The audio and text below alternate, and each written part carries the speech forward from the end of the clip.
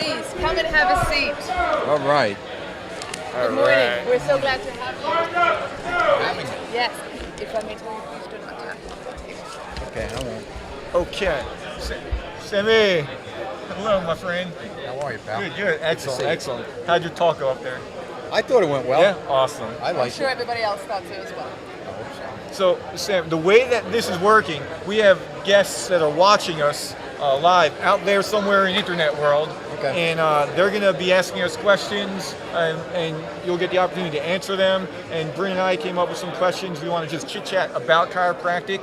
So we'll begin. We're going to just introduce you quick to the audience, and then we'll get going. All right? Okay. Yep. Okay, Now, guys. am I supposed to, when we're talking, look at you? Look at However you like. The cameras are up there, so you just look right at the camera. See, you can actually see yourself on the screen right there.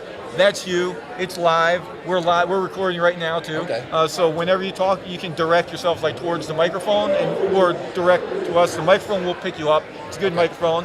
I know you'll have no trouble speaking up. I hear you talk all the time. Okay. Yep. Okay.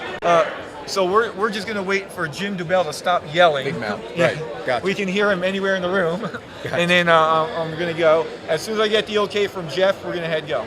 Okay, perfect. We're on. So guys, Good. we're back live at New Beginnings at the Jersey Shore, and we're sitting here with Sam Selimo. He's been practicing for over 25 years up in Boonton, New Jersey, New Beginnings Wellness Center, and he's a graduate of Palmer U, just like last Danny Constable. In 1979, he's also on the board of New Beginnings Correct. forever, and Since its inception. yeah, since the beginning of Time. Yeah, when of did it start? Do you chiropractic know, time. like in 90 something? Yeah, I don't know the exact date because we started and then we were flipping around names and then we came up with New Beginnings. Right. Man, before you can conquer the world, and we all have our own little worlds. Our offices have their own little world. So our mission here as New Beginnings has always been to help the chiropractor be secure in what he does, be secure in the philosophy, because it is a philosophy of life. And if you embrace it, it transcends, man. I mean, I have 3 kids. They all know chiropractic, and none of them are chiropractors. Right. You know, my daughter's a school teacher. My son is an entrepreneur, owns his own company. And my middle son, he was torn in between going to chiropractic college or going to physical therapy college.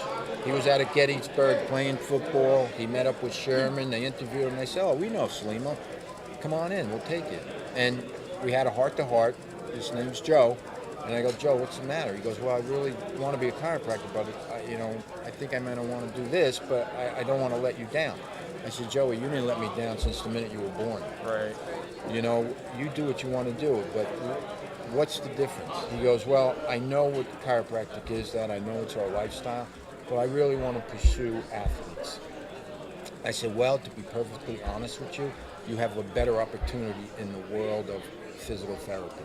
Right. Because you know, Joseph, that I don't treat in my office." He goes, "I know that." And then, that was a teary-eyed conversation for us as a family.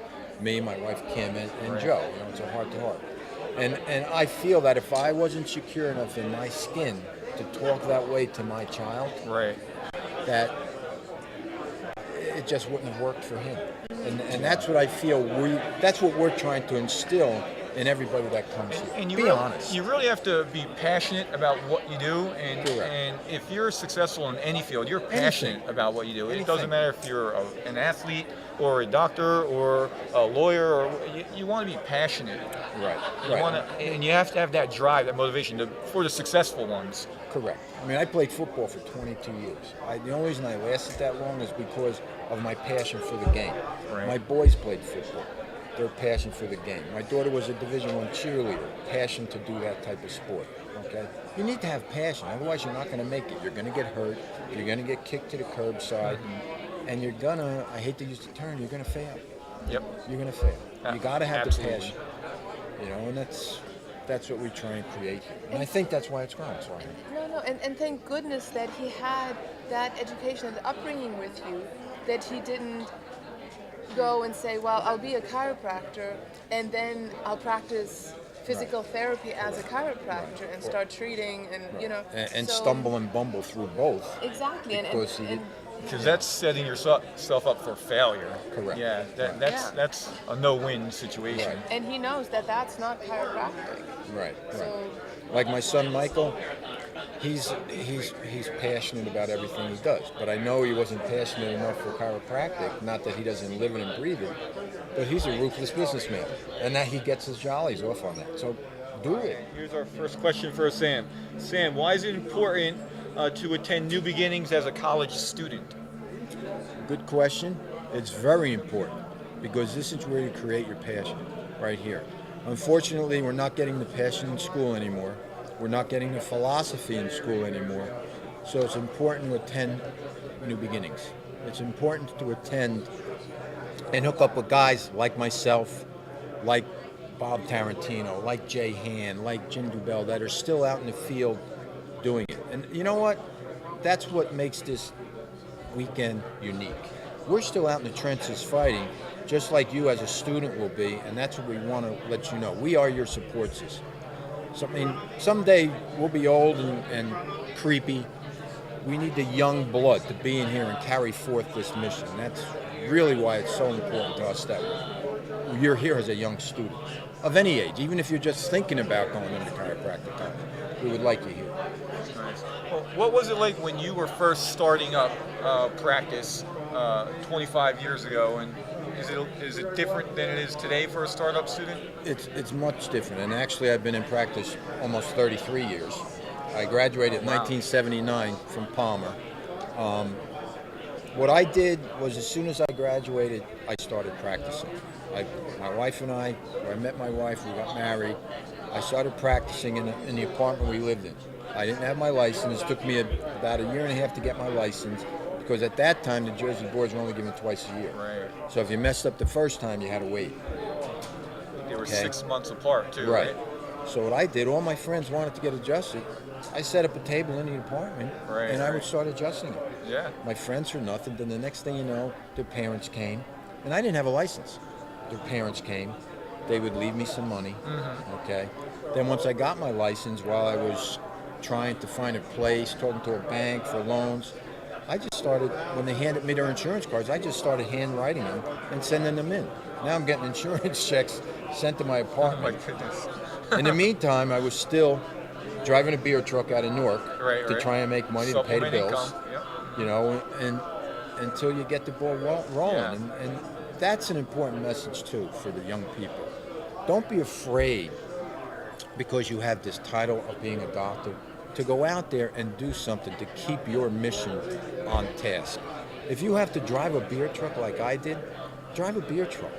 You know the ultimate goal is to spread the word of chiropractic until you get where you want to be. I had to raise money. Yeah. My parents worked, both of them worked 3 jobs. They didn't have money to set me up. They're blue collar people. You know, so I mean, if you don't come from affluency, then you got to do it on your own. Yep. And there's nothing wrong with that. It just makes you harder, tougher, and stronger will to survive. Yeah, I did the same thing when I first graduated. I worked, my family's in the trades, also in different businesses. And so I had to do that until I built up the practice. Right. And that's... And you do. It just takes time. And I think you appreciate it more. I really do. You appreciate it more. It's a value. I think we have another question, Sam. Okay. Let's see. I'm currently in high school, and I'm not sure if I want to go into chiropractic. Could you give me some opportunities you have had as a chiropractor that perhaps could help me make up my mind? Oh, that's a good question. Yeah. Are you under chiropractic care now? My question back to you. Do you understand what chiropractic is? Do you understand the wellness side of chiropractic, not the therapeutic side?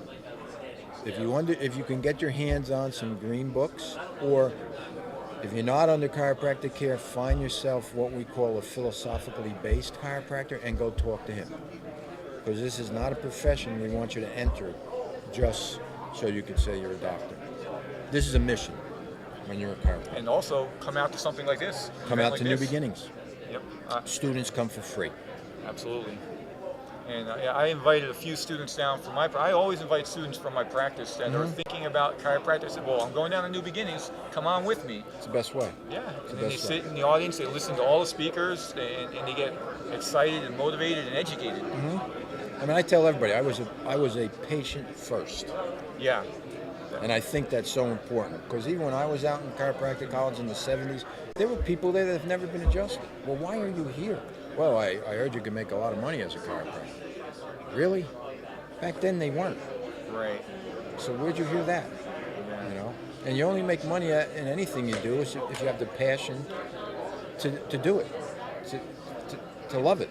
You know? And you know, they're not going at high school level. They're not going to know about chiropractic unless they discover it. They have to discover it first, and Right. it's going to be somebody like Bryn or myself or you inspiring them and sharing what we know and what we Right, love, right. and eventually that might be what they love too. Correct. But if it's not what they love, then there's other professions There's out other there too. professions, there's other Yeah. things you could do. I mean, I have some of the most inspiring patients in my office that aren't chiropractors. They love what they do. Driving a truck, they love it. Sam, you're getting a lot of questions here from our audience. This is a fan of the IFCO, so hello. Why is it important for babies to get their spines adjusted, and how do I know if I have a chiropractor that is good for babies? What part of the country do you live in? Because right here at New Beginnings, we can turn you on to wherever you are. Why is it important? Did you ever watch the birth process? The torquing of our necks when we're taking from our moms, that pressure on C1, the first cervical, that pressure on the brainstem is why it's so important. My 3 kids, I adjusted them in the hospital before I cut the umbilical cord. And for every child, every one of my kids I adjusted, the nurses applauded me for the reason of I was inspiring their life. And then after that, they wanted to get adjusted. So I hope I answered the question, but it's the birth process. Yep. Watch a birth process, and you'll know why. Yeah, exactly. And I know Bryn and myself, we've adjusted newborns. The youngest I've ever Correct. checked was in my office, 5 days old. Multiple children too at 5 days old. And the only reason I didn't check them sooner is I couldn't get to them sooner. Right. Well, I go to the hospital. Yeah. I just walk right in. Right. This is Uncle Sam. And the question, how do I know if I have a chiropractor that's good with babies? You know, there's websites like the ICPA, Correct. you know, to look up where you can find by zip code who really works, who's trained outside of school yet on top of the regular curriculum to, you know, do great work with children. And then otherwise ask the chiropractor, you know, Right. who can you refer me to, who is in another area of the country. Right. Most chiropractors adjust children. I mean, I don't know if... Most of our kind of chiropractors. Correct. Right. Yes. Thank you for correcting me. Most most chiropractors at New Beginnings will adjust Yes. infants. Yes. It's the start of life. You want to make sure it's getting One started of the best right. ways to see if the chiropractor is this kind of chiropractor is go in the office and see if it's child friendly or little person friendly. Yeah, is there an adjusting table for children? Yeah, What's, you know, do they check a lot of families? Do they see lots of kids in the office, and then you'll know that answer pretty much look right at their away. website. How do they talk on their website? Yeah, I mean, I have patients that move, retire, down south, so forth and so on. They always ask me, will you find me a chiropractor? Will you find me a chiropractor for my kids? Absolutely.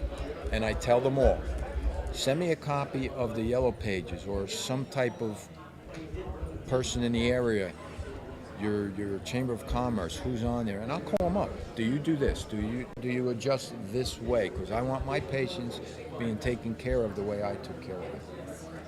And sometimes it's hard, and sometimes it's not. But Frank, how much time do we have left? we have a couple of minutes. Yep. Okay. I was going to ask you, I was not here in time for your talk yesterday. this morning, This morning. Oh, I wasn't here. That's why I missed your talk. I know there was a reason were I you? missed you. I was right here. We were here Okay. setting up. What did you speak about today? Please tell us who missed. well, I opened up with explaining why I was the most interesting man on the planet. Oh, I'd like to hear that. Nice. A takeoff on the Dos Equis commercial. Yeah, the commercial. So we all are the most interesting men and women on the planet because we work with our hands. We inspire health through our fingertips. That's basically what my talk was about. Nice. That's great. We work with the power that animates the living universe, as Absolutely. Liam Schubel might say. Right.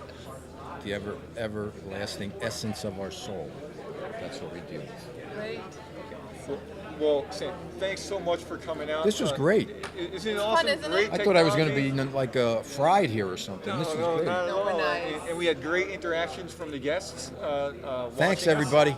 Yep. So Sam Selimo, if you once you give I just want to take a vote. Who has more hair? Thank you. I win. Well, Sam, if you can just give them some contact information if they want to contact you. How can they reach out to you? You can reach me at 973-299-2430. That's my telephone number. I have a website, DocSelimo.com. And that's it. Do you do Facebook? Are you on Facebook too? Yeah, but I'm really like check one of these old guys that I'm on Facebook, and Yeah. to me Well- it's like reading People magazine. So Yep. So reach out to Sam if you have any further questions. If you know anybody who might be interested going to his office and getting their spine checked, just to express better health, check him out. Sam, once again, thanks for stopping by Thanks, the program. guys. We'll have Love you on you again all. next time.